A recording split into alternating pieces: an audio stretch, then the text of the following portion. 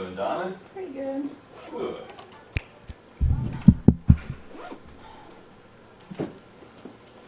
I love the pot.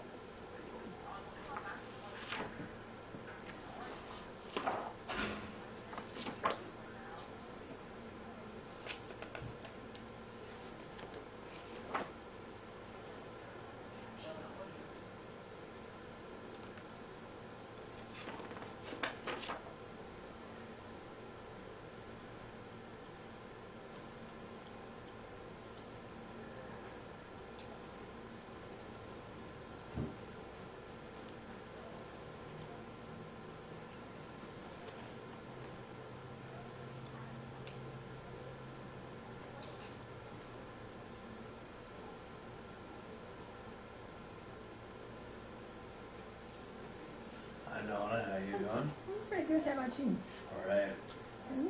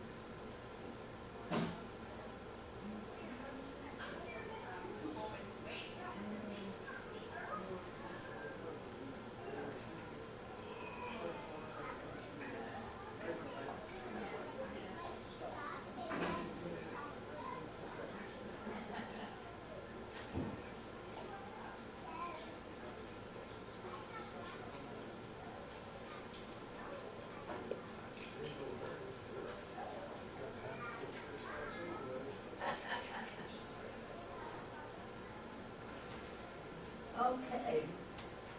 I appreciate it. Yes, ma'am, it's my pleasure. I sat on that second to the last row right there. Right on that road. All right. Oh, Donna sits behind you and keeps you in control. Yeah, control. she does. Oh, Or, okay. or I sit in the corner like I deserve. If you want to just sit that down right over there. Thank Yes, you ma'am. so You much. bet. I appreciate it. Ooh, yeah, I gotta get to walk all the way back. I'm getting my You exercise get your in. exercise. Thanks, Curtis. I need to get it in. Ooh, yes, ma'am, my pleasure. He's so cute. Oh. Don't tell him I said he was cute. He acts so sweet. Hey, we're matching, we're both wearing purple.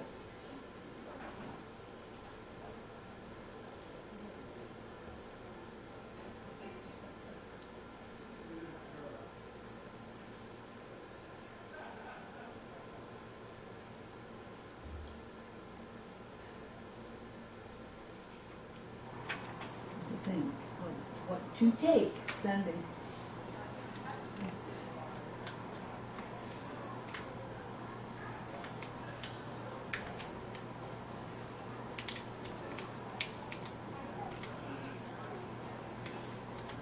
You doing all right tonight? Yep, okay. Good.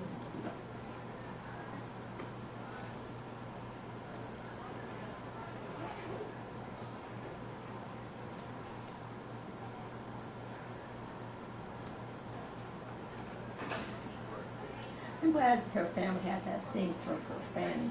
I'm glad Fanny's family had that for her there at your Yeah. house.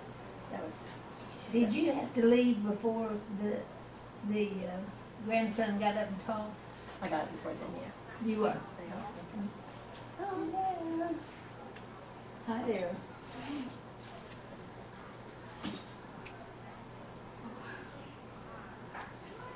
You sound tired. I don't say you look like my you. back's hurting. You sound tired. I don't say you look like you sound tired. I'm tired, but it's mainly my back is killing me right now. I was really contemplating on whether I wanted to take the drive up here or not. Then I got in the car and I was like, I really want to get out. But You know what's causing it? yeah, I pulled a muscle in it. Oh. And it doesn't help either. I'll tell you, I can tell. Once I was cleaning the bathtub out. I just moved a certain wrong way. Like, Well, I And was so- working in the garden and well, at I least had something live. Not yeah. me. I got down when I was cleaning the tub.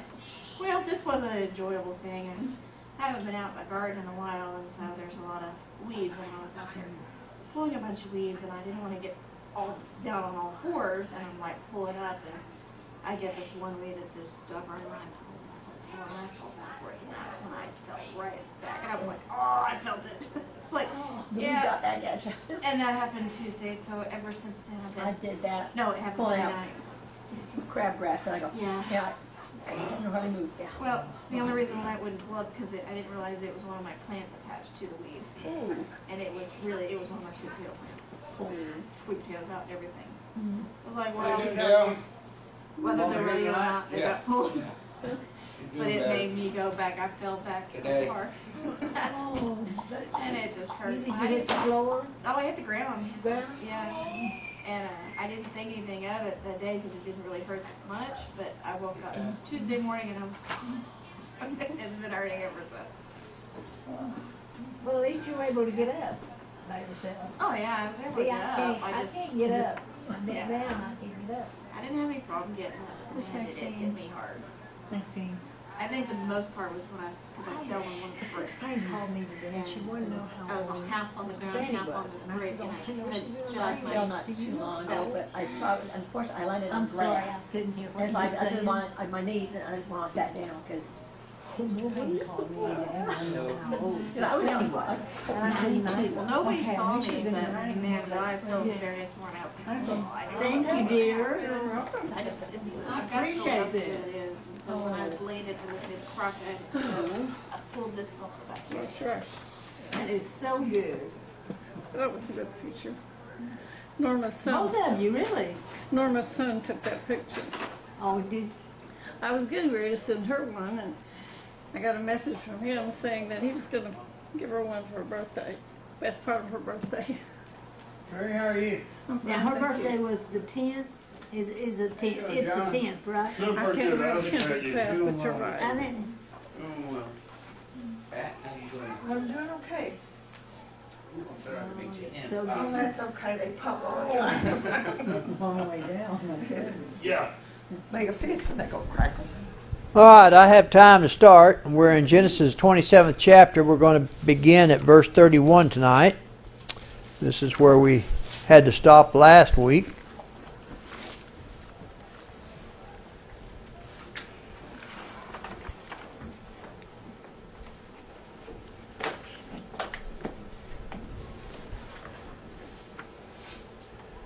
And in your handout, it's going to be capital letter L on page 66.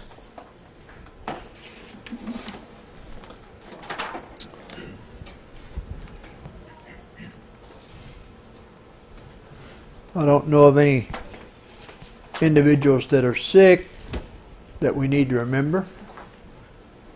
But we do need to remember the gospel meeting this Friday night, 7 p.m. No football.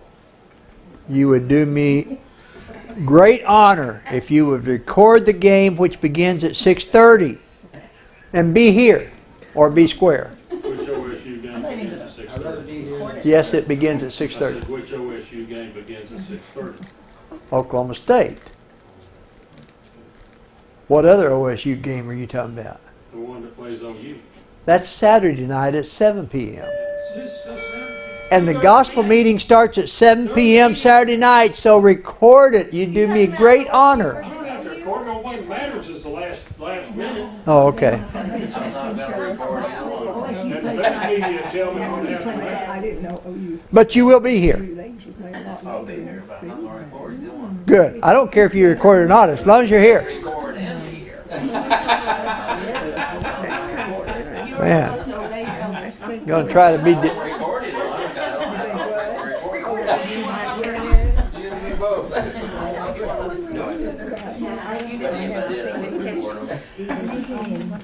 Well, I will watch the OU game I hope I could have. because they're playing Ohio State, so I'll watch that one. But I'll record it. The only thing that matters is the last second of the game.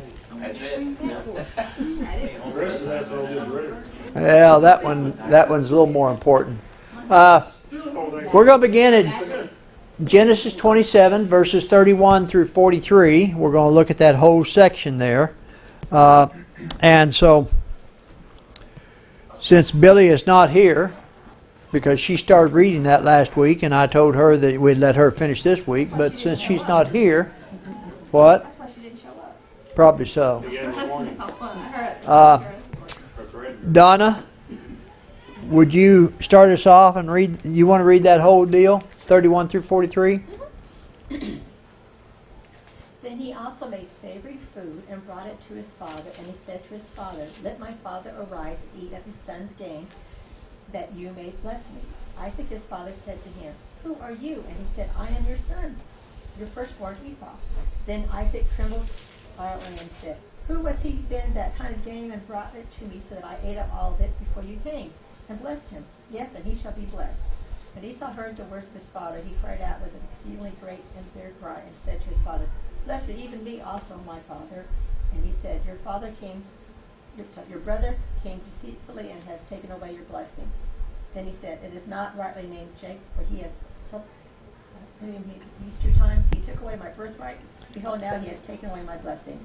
And he said, Have you not reserved a blessing for me?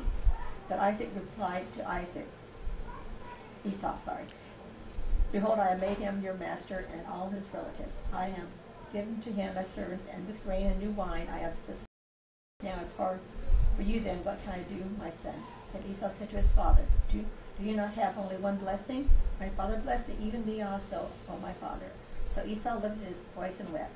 Then Isaac his father answered and said to him, Behold, away from the fertility of the earth shall be your dwelling, and away from the dew of heaven from above. By your sword you shall live, and your brother you shall serve, but it shall come about when you become restless that you will break his yoke from your neck.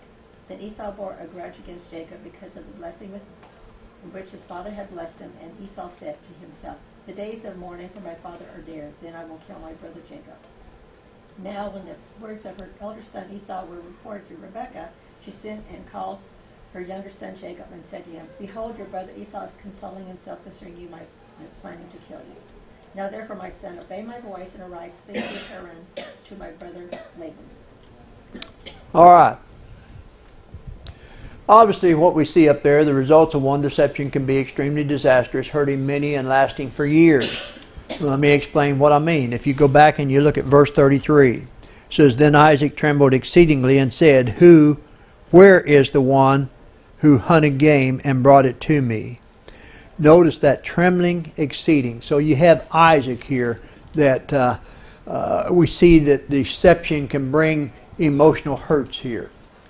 But we also look at verse 34, and we see Esau's reaction. It says, When Esau heard the words of his father, he cried with an exceedingly great and bitter cry, and said to his father, Bless me also, O my father. And we go down and we look at verse 38 and see what we see there. Esau said to his father, "Have you only one blessing, my father? Bless me also, O my father." And Esau lifted up his voice and wept. So you see the emotional hurt that is taking place here because of the deception that took place. Jacob got for himself a name. You go back to verse 36 of 27. It says, and Esau said, "Is he not rightly named Jacob?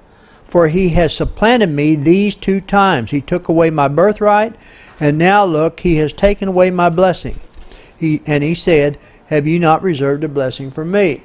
Well, first off, I would disagree with what Esau said here. Jacob didn't take away his birthright. Esau gave it up. But the fact is, 2 times Jacob got something that Esau wanted. We go back to Genesis, the 25th chapter. Birthright didn't mean nothing. Okay. But Esau said 2 times. Now, so you're disagreeing with Esau. It didn't mean nothing to him, so he didn't really want it. Oh, okay. Genesis 25, look at verse 26. Afterward, his brother came out, and his hand took hold of Esau's heel, so his name was called Jacob.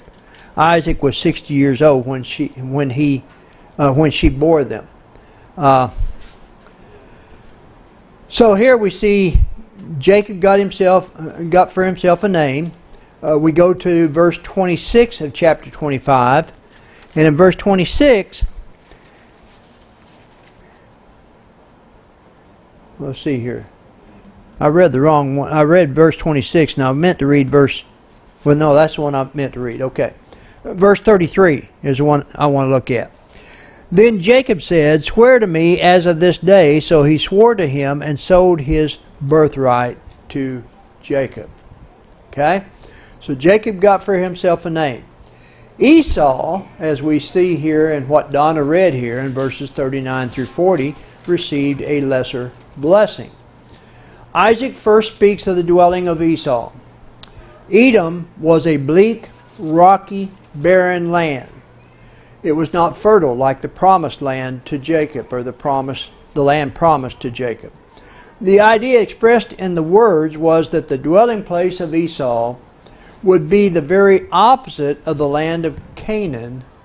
It would be an unfruitful land. Esau's lot was to be one of violence and continual conflict.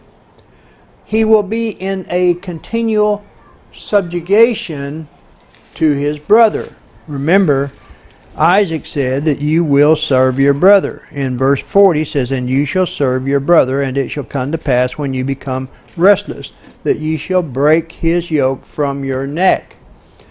So, after a long period of independence, at first the Edomites were defeated by Saul. Let's go to 1 Samuel chapter 14 and look at verse 47. Karen, you had that? Now, when Saul had taken the kingdom over Israel, he fought against all his enemies on every side, against Moab, and against the children of Ammon, and against Edom, and against the kings of Zobah, and against the Philistines, and whithersoever he turned himself, he put them to the worse. So we see then that the Edomites were defeated by Saul, and this is what Isaac had said. He says, "By your sword," in verse 40, "by your sword you shall live, and you shall serve your brother." So we're seeing that the Edomites were a group of people that were, for lack of a better way of saying it, rebellious. They were subjugated by David in 2 Samuel chapter 8 and verse 14. Mary, you had that? 2 Samuel 8, verse 14.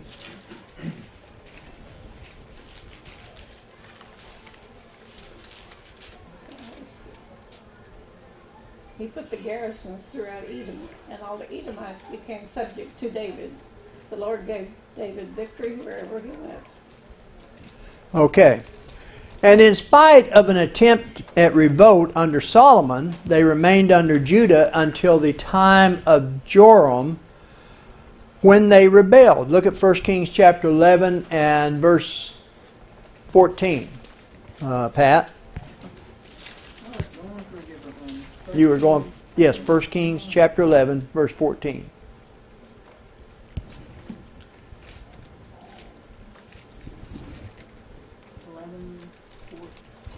Sorry, I was just so thinking on something else. What was it? Verse 14. Actually, the following verses after verse 14 as well, but You're going to I think we'll get the picture with just verse 14, but you might read verse 14 and 15.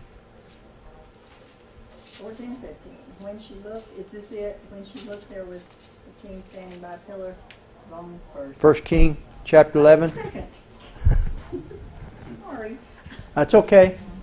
I know I have 2 Kings up here too, so 1 Kings 11. Not that. And verse 14 and 15. Now the Lord raised up an adversary against Solomon, Hadad the Edomite. He was a descendant of the kings of Edom. I still got the wrong one. No, you got the right one. Okay.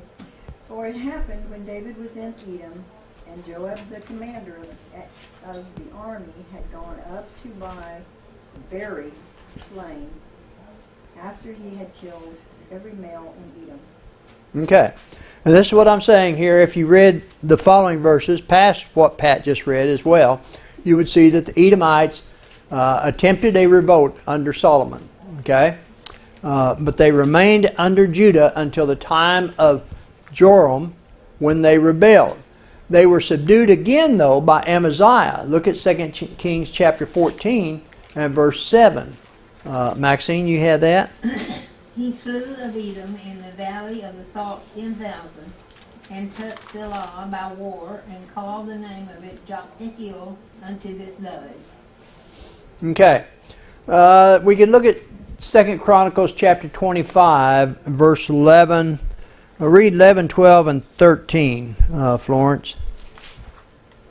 Then Amaziah strengthened himself, and leaving his people, he went to the valley of Salt and killed 10,000 of the people of Seir. Also, the children of Judah took captive 10,000 alive, brought them to the top of the rock, and cast them down from the top of the rock, so that they all were dashed in pieces. But as for the soldiers of the army which Amaziah had discharged, so that they would not go with him to battle, they raided the cities of Judah from Samaria to Beth Horon, killed 3,000 in them, and took much spoil. Okay, and if you continue to read on and everything, you'd find that the Edomites were subdued by Amaziah. Now, they remained in subjection under Uzziah and Jotham. Look at 2 Kings chapter 14 and verse 22. Stephanie? He built Elath and restored it to Judah after the king rested with his father. Okay. And then, John, you have 2 Chronicles 26, verse 2? Oh, I'm getting that. Okay. Just slowly getting. Verse 20, verse 2. Yes. He built Eloth and restored it to Judah after that the king slept with his fathers. Now, it was not until the reign of Ahaz that that was 2 Chronicles, right? 26? Yep. Don't seem like it. That was it. May have written the wrong one down. It was not until the reign of Ahaz that they shook the yoke of Judah entirely off. Look at 2 Kings chapter 16 and verse 6. Isaac, you had that? At that time, Rezin king of Syria captured Elath from Syria and drove the men out of Judah from Elath. The Edomites went to Elath and dwelt there to this day. Did I say that right? Yes. Good enough. And then also 2 Chronicles chapter 28 verse 17. Ron, you had that? This is the time of King Ahaz, for again the Edomites had come, attacked Judah, and carried away captives. Okay, so They shook the yoke of Judah entirely off without Judah being ever able to reduce them again. Now, in New Testament times, they were known by the Greek name Idumeans, or Idumeans, whichever way you want to say it. And it was from these folks that the Herods came. Now this is all Esau. Esau, yes. Yeah. That's why I went through this, because you see what Isaac's blessing was, and you see that his blessing was fulfilled through all of this that took place with Esau and the Edomites. And so, when you think about it, it was Esau's group or clan that was responsible for some significant deaths in the New Testament. Well, that would Breaking the yoke. explain why he was really not fit to be in the place that his brother had supplanted. He really wasn't a fit person. Well, he wasn't. And that was pretty much demonstrated from the very beginning when they struggled in the womb, whenever he took his birthright lightly and was willing to give it up for a bowl of stew. Yeah. He had every opportunity, though, to do the right things. He just kept choosing worldly things that were meaningless. Yep. And as a result of choosing those things that were meaningless, he suffered the consequences. All right, so looking at verse 41 again that Donna read. So Esau hated Jacob because of the blessing with which his father blessed him. And Esau said in his heart, the days of mourning for my father are at hand. Then I will kill my brother Jacob. So Esau's whining has become bitter hatred for his brother. His despair had turned into vengeance. And he decides that indeed he's going to kill his brother. He suspects that his father will die soon, and he will wait until after his father's death to kill Jacob. The phrase, I will kill my brother Jacob, drives home the reason why Esau was unfit for the blessing. The murder in Esau's heart identifies him as the seed of the serpent, as surely as it marked out Cain and Lamech back in Genesis, the 3rd chapter. We'll go ahead and turn back here. Genesis 3, verse 15. Donna, you had that? Genesis, yeah, Genesis 3 in verse 15. This, of course, is going to be talking about Cain. Now I'll put enmity between you and the woman, and between your seed and her seed, and he shall bruise you on the head, you shall bruise him on the heel. Okay, not Cain. It's talking about the serpent here. But now look at chapter 4 and verse 8, Karen. And Cain told Abel his brother. And it came to pass when they were in the field that Cain rose up against Abel his brother and slew him. All right, so in chapter 3, verse 15, we have the serpent mentioned, and now what we're seeing is the seed of the serpent, as is mentioned in 3:15. Cain is the seed. We go to verse 23 also. Read that for me, Karen. And this is Lamech here. On another page. 23. Chapter 4, verse 23. Yeah. And Lamech said unto his wives, Adah and Zillah, hear my voice. Ye wives of Lamech, hearken unto my speech. For I have slain a man for wounding me, and a young man for bruising me. So here we have Lamech taking revenge on someone just because someone bruised him or hurt him. But now let's go to John the 8th chapter and verse 44. Mary, when you get there, if you'd read that for me, please.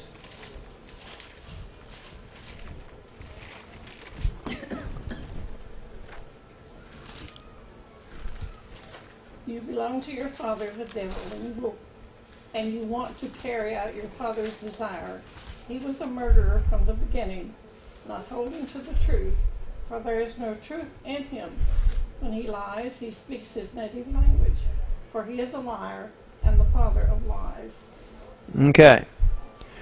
So, this is what was the situation with Cain and Lamech and now Esau. They were indeed the seed of the serpent. As the enmity between the seed of the woman and the seed of the serpent continues, then Esau shows himself to be among this group. Deception can cause separation between family members. Going back and looking at verse 43 of 27, chapter 27, says, "Now therefore, my son, obey my voice, arise, flee to my brother Laban in Haran." This, of course, is Rebekah talking to Jacob, because Rebekah had overheard, or at least had received the information, that Esau had planned on killing Jacob. And so Rebekah is telling him to flee to her brother. So Laban is chosen because he is known to Rebekah and will provide safe refuge for Jacob. In addition, though, it will be easier for Rebekah to construe his flight there in a different light to ensure the plan's acceptance by Isaac. Notice specifically what chapter 46 or verse 46 says, and going through verse 2 of chapter 28. Pat, if you want to read that for me, 27 verse 46 through 28 verse 2. And Rebekah said to Isaac, I am weary of my life because of the daughters of Heth. If Jacob takes a wife of the daughters of Heth, like these who are the daughters of the land, what good will my life be to me? And 28:1? 1 and 2, yes. Okay. Then Isaac called Jacob and blessed him, and charged him and said to him, You shall not take a wife from the daughters of Canaan. Arise, go to Padanaram and to the house of Bethuel, your mother's father, and take yourself a wife from there and of the daughters of Laban, your mother's brother. Okay. Mary, I didn't skip you, did I? No, I didn't think so. I wouldn't be offended anyway. That's perfectly all right. No, I don't want to skip anybody here. All right, we're looking at, in your handout, we're actually looking at page 67, and it'd be numeral number 6, and all of number 6, A, B, C, and then 1, 2, and 3 there. And then capital letter M, okay? So, here's what we have. Rebekah, let me put that up there.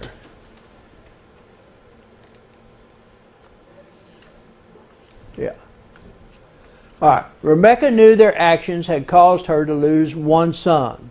And obviously she didn't want to lose Jacob also. So, if Esau should kill Jacob, then the nearest of kin to Jacob, who was by the patriarchal law, going back to Genesis 9th chapter, verse 6, which I didn't put that up there, but let me go back there and read that for you. Genesis 9 and verse 6.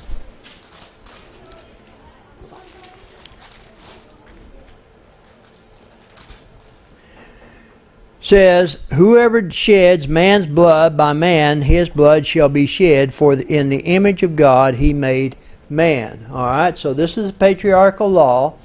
The avenger of blood would kill Esau. And both these deaths might possibly take place in the same day. Yes, Mary? Well, Rebekah could blame herself if that happened to Jacob. That's she true. She was responsible for much of that. That is but very also true. At the same time, we know that, look at Rebekah and Sarah, their husbands listened to them. Yes. It's not that they didn't have some sway or power, whatever you want to call it. Very true. So, this, when we think about it, going back to verse 45, says, until your brother's anger turns away from you and he forgets what you have done to him, then I will send and bring you from there. Why should I be bereaved also of you both in one day? So, this appears to be the meaning of Rebekah. However, after this reprehensible transaction, we hear no more of Rebekah except for her burial And we've mentioned that last week. If you go to Genesis, the 49th chapter, verse 31, this is where it mentions her burial. Genesis 49 and verse 31. 49? Do what? You said 49 or 29? 49. Says, there they buried Abraham and Sarah his wife. There they buried Isaac and Rebekah his wife.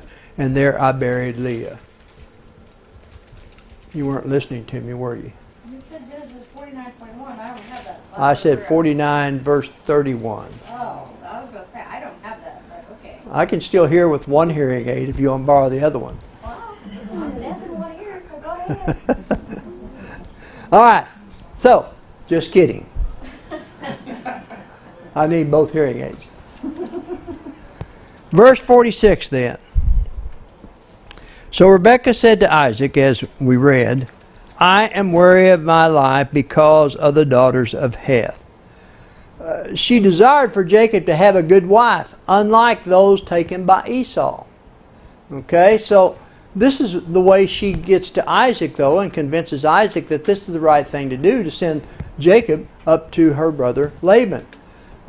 Esau's wives made life bitter for Isaac and Rebekah. Go back and look at Genesis chapter 26. You know, Isaac had a good example. They sent away to get him a wife. Yes, yes. But look at Genesis chapter 26, and we want to look at verses 34 and 35. I didn't put them up on the screen, but it says here, when Esau was 40 years old, he took his wives Judith the daughter of Beeri the Hittite and Basemath the daughter of Elon the Hittite, and they were a grief of mind to Isaac and Rebekah. So it made it easy for Rebekah to say to Isaac, look, we need to send him up to Laban so that he can find somebody worthwhile to marry. Rebekah uses Esau's wives and Jacob's continued bachelorhood to secure his safety, is what she's doing here. Yet Jacob must not go as a fugitive, but with his father's backing and to the shelter of her family, and Isaac must preferably suggest the idea himself. And this is why Rebekah went to him. So Rebekah's suggestion plays well on Isaac's self-interest and his principles then.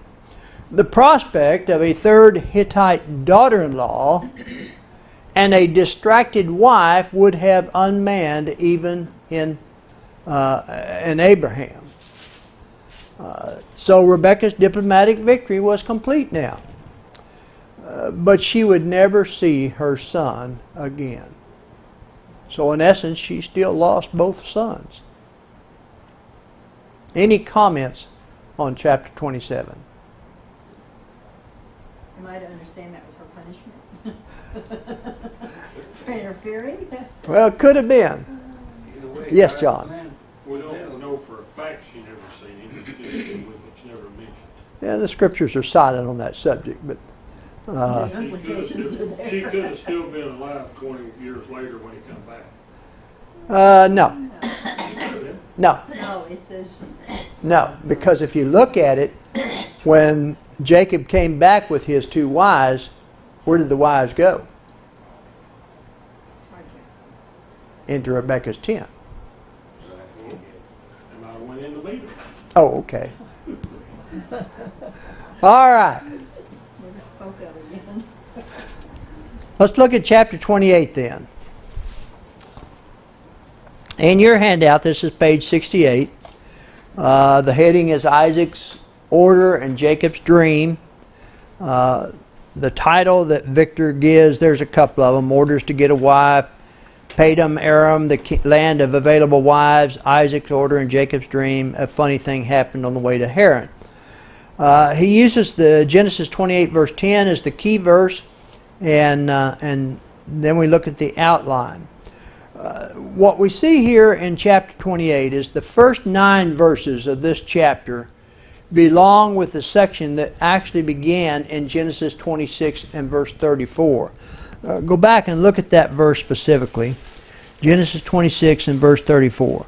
When Esau was 40 years old, he took his wives Judith the daughter of Beeri the Hittite, and Basemath the daughter of Elon the Hittite, and they were a grief of mind to Isaac and Rebekah. So this first 9 verses actually goes all the way back to that. Okay? Or began back in verse 34 of 26. The first scene continues the last scene of chapter 27. And verses 6 through 9 serve as the end of that begun by Esau's first marriages. Okay? This is what we're going to see in this first 9 verses of chapter 28. So let's look at verses 1 and 2. And let's see here. I think, Maxine, am I over to you? Okay. And Isaac called Jacob and blessed him and charged him and said unto him, Thou shalt not take a wife of the daughter of Canaan. Arise and go to Panaram, to the house of Bethel, my mother's father, and take thee a wife from thence of the daughters of Laban, thy mother's brother. And that's actually your mother's father, right? Not my mother's father. All right. So, there are some women, as I have up there, who are not worthy to be the wives of godly men. Isaac's speech is not merely for the benefit of his wife. The wives that Esau chose were also displeasing to him, as we read back in Genesis 36, verse 35. And we'll not go to it, but we could also read Genesis 28, verse 8. There is a similarity and distinction between Isaac's method and Abraham's method of securing wives for their sons. They both received a wife from the family stock in Mesopotamia, and were forbidden from marrying a Canaanite. Isaac, however, seems content to send Jacob where Abraham forbade Isaac from going. Therefore, one must wonder if he was aware of Esau's intentions.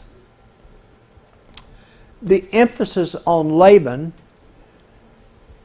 his relationship to Rebekah, when, as Maxine read there, your mother, okay, in verse 2, your mother's father, all right, may well reflect on Jacob's closeness to his mother and shows how Isaac encouraged Jacob to leave home.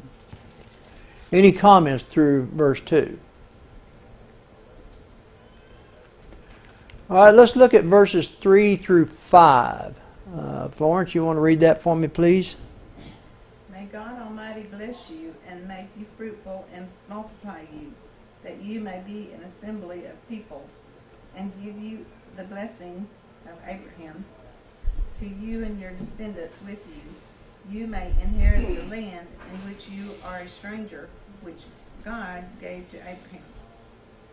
Verse 5. Oh, so Isaac sent Jacob away, and he went to Padan Aram, to Laban, the son of Bethuel and Syrian, the brother of Rebekah, the mother of Jacob and Esau. Okay. Now in your handout, this is page 68, capital letter C. All right, godly parents will always wish God's blessings upon their children. So, Jacob is sent off with a blessing from God. In addition to repeating this aspect of the Abrahamic blessing, this is a fitting blessing as he is sent off to find a wife. God's blessing is to the end that he will take possession of the land that was promised to him. And having secured both the birthright and the blessing, Jacob now receives top billing from the writer. Go back and look at Genesis 25 and verse 9. Stephanie, you want to read that? And his sons Isaac and Ishmael buried him in the cave of Machpelah, which is before Mamre, in the field of Ephron, the son of Zohar the Hittite. Okay. So he now receives top billing from the writer. And we look at verses 6 through 9 then. John, you want to read that for me, please? Of chapter 28. Esau saw that Isaac had blessed Jacob, and said take him a wife, and that he, as he blessed him, he gave him charge, saying, Thou shalt not take a wife from the daughters of Canaan. And Jacob obeyed his father and his mother, and was gone to Paddan-aram. And Esau seeing that the daughters of Canaan pleased not Isaac his father, and then went Esau to Ishmael, and took unto him wives which he had. Laid, the daughter of Ishmael's sons, Abraham's son, the sister of Nebajoth, to his wife. Yeah, and this was in addition to the wives that he already had. Yeah. Now, interesting enough, you know, when all this problem started, Esau was married. But now we see some other problems here. In your handout, this is cap letter D on page 68. Okay, so good deeds cannot take place of the foolish deeds then. What might first be in his life, Esau is paying attention to what is going on around him at this point. He sees Isaac's blessing of Jacob. He hears Isaac's command to Jacob. And he observes Jacob's obedience to Isaac.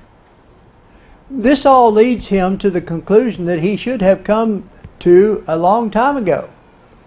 And that's what John read there. The daughters of Canaan did not please his father Isaac. So Esau is a figure of tragic irony here. He seems to be among the ranks of those who are so in love with their significant other that they cannot tell everyone else hates that person. Finally, though, realizing this, he goes to Ishmael's house.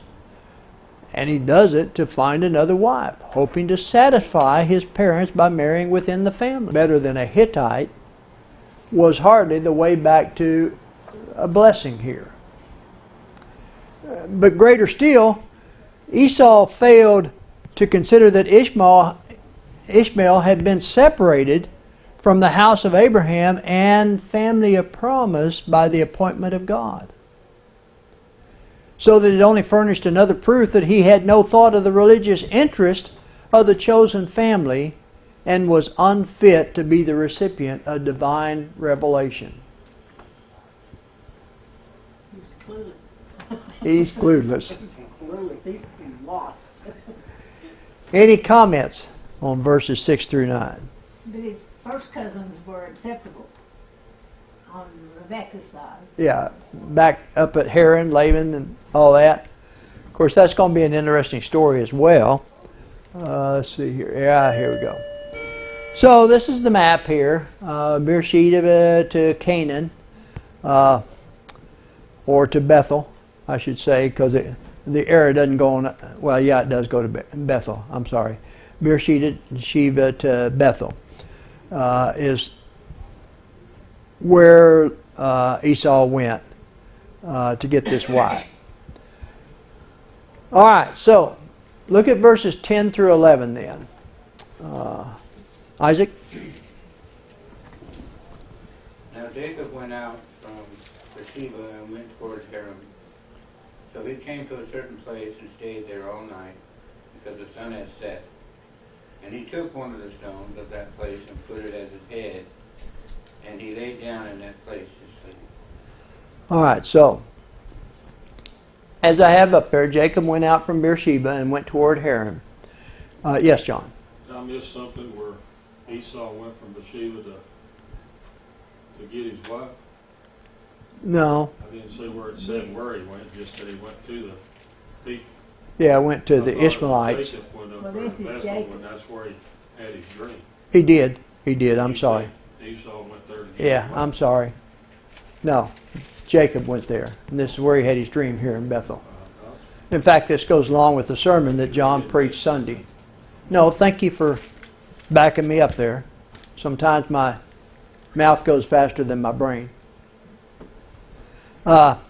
So in Genesis 28, verses 10 through 11, Jacob reverses the trip that Abraham originally made. Back in Beersheba, Esau lies in wait like an angry lion.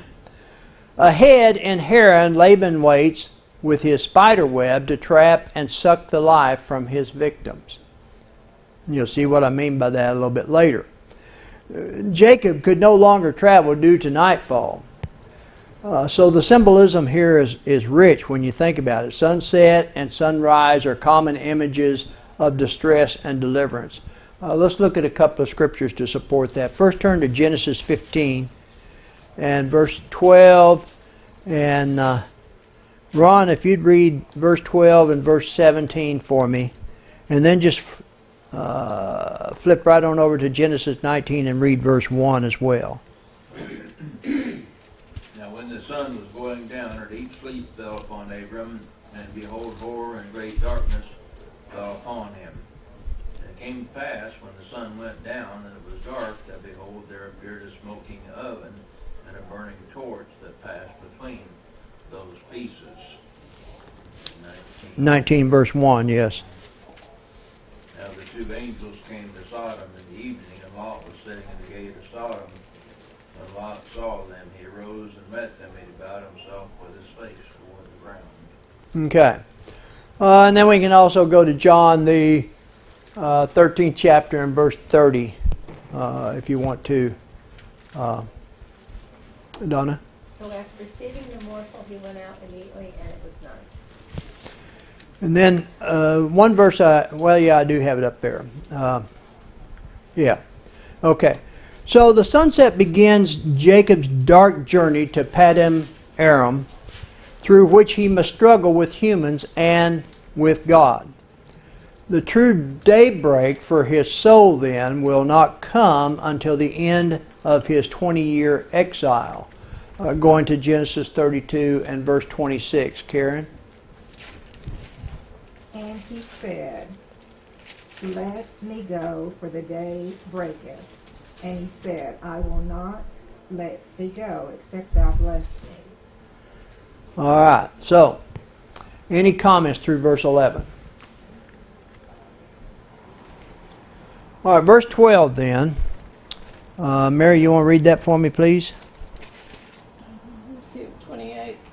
Yes, Genesis 28, verse 12. I'm sorry. He had a Read dream- verse 13 as well, please.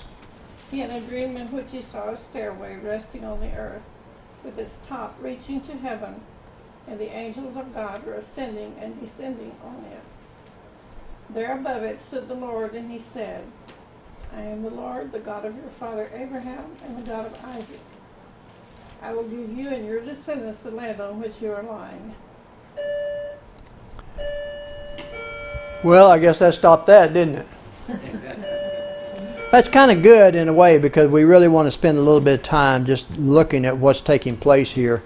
And if you remember what John said in his sermon Sunday, it goes right along with what we're going to talk about here next week.